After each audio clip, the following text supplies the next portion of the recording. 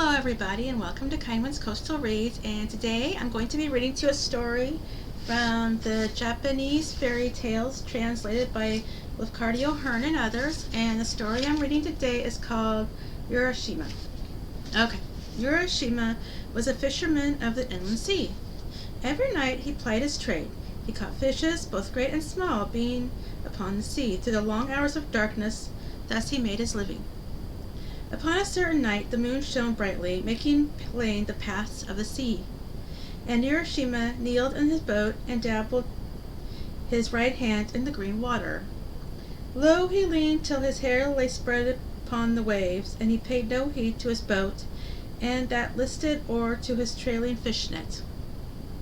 He drifted in his boat till he came to a haunted place, and he was neither waking nor sleeping, for the moon made him mad.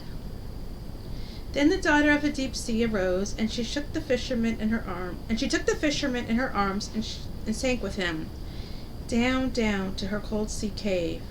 She laid him upon a sandy bed, and long did she look upon him. She cast her sea spell upon him, and sang her sea songs to him, and held his eyes with hers. He said, "Who are you, lady?" She told him, "The daughter of the deep sea." "Let me go home," he said. "My little children wait and are tired." "Nay, rather stay with me," she said. "Urashima, thou fisherman of the inland sea, thou art beautiful. Thy long hair is twisted round my heart. Go not from me, only forget thy home." "Ah, now," said the fisherman, "let be, for thy dear God's sake. I would go to mine own." But she said again, "Urashima, thou fisherman of the inland sea, I'll set thy couch with pearl, I'll spread thy couch with seaweed and sea flowers. Thou shalt be king of the deep sea, and we will reign together." "Let me go home," said Urashima. "My little children wait and are tired." But she said, "Urashima, thou fisherman of the inland sea, never be afraid of the deep sea tempest. We will roll rocks about our cavern doors. Neither be afraid of the drowned dead. Thou shalt not die." "Ah, now," said the fisherman, "let be, for the dear God's sake. I would go to mine own." "Stay with me this one night." "Nay, not one." Then the daughter of the deep sea wept, and Urashima saw her tears. "I will stay with you this one night," he said. So after the night was past, she brought him up to the sand and the seashore. "Are we near your home?" she said. He told her, within a stone's throw.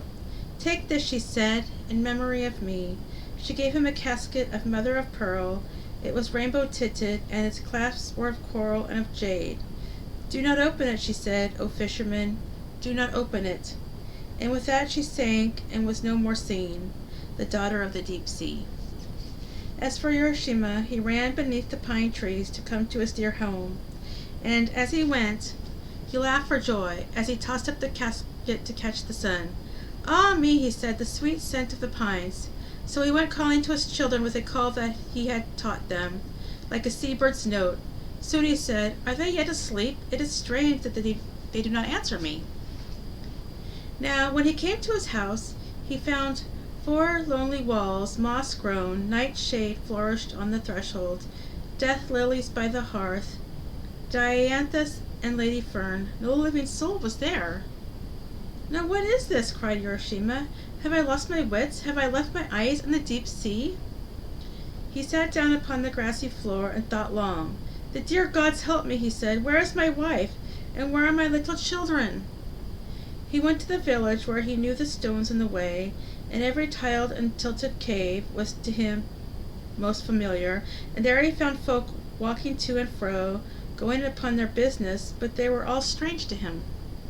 "Good morrow," they said. "Good morrow, wayfarer. Do you tarry in our town?" He saw children at their play, and often he put his hand beneath their chins to turn their faces up. Alas, he did it all in vain. "Where are my little children?" he said. "O Lady Kindwyn, the merciful, peradventure the gods know the meaning of all this. It is too much for me. When sunset came, his heart was heavy as stone, and he went and stood at the parting of the ways outside the town. As men passed by, he pulled them by the sleeve. "Friend," he said, "I ask your pardon. Did you know a fisherman of this place called Urashima?" And the men that passed by answered him, "We never heard of such a one." There passed by the peasant people from the mountains. Some went afoot, some rode on patient pack horses. They went singing their country songs, and they carried baskets of wild strawberries or sheaves of lilies bound upon their backs. And the lilies nodded as they went. Pilgrims passed by, all clad in white, with staves and rice straw hats, sandals fast bound, and gourds of water. Swiftly they went, softly they went, thinking of holy things. And lords and ladies passed by in brave attire and great array, borne in their gilded kago. That night fell. I lose sweet hope, said Urashima. But there passed by an old man. Oh, old man, cried the fisherman, you have seen many days. Know you aught of Urashima? In this place was he born and bred? Then the old man said, there was one of that name, but sir, that one was drowned long years ago. My grandfather could scarce remember him in the time that I was a little boy. Good stranger, it was many years ago. Urashima said, he is dead? No man more dead than he. His sons are dead, and their sons are dead. Good, even to you, stranger. Then Urashima was afraid, but he said, I must go to the green valley where the dead sleep, and to the valley he took his way. He said, how chill the night wind blows through the grass. The trees shiver, and the leaves turn their pale backs to me. He said, hail, sad moon, that showest me all the quiet graves. Thou art nothing different from the moon of old. He said, here are my sons' graves, and their sons' graves. Poor Urashima, there is no man more dead than he, yet I am lonely among the ghosts. Who will comfort me, said Urashima. The night wind sighed, and nothing more.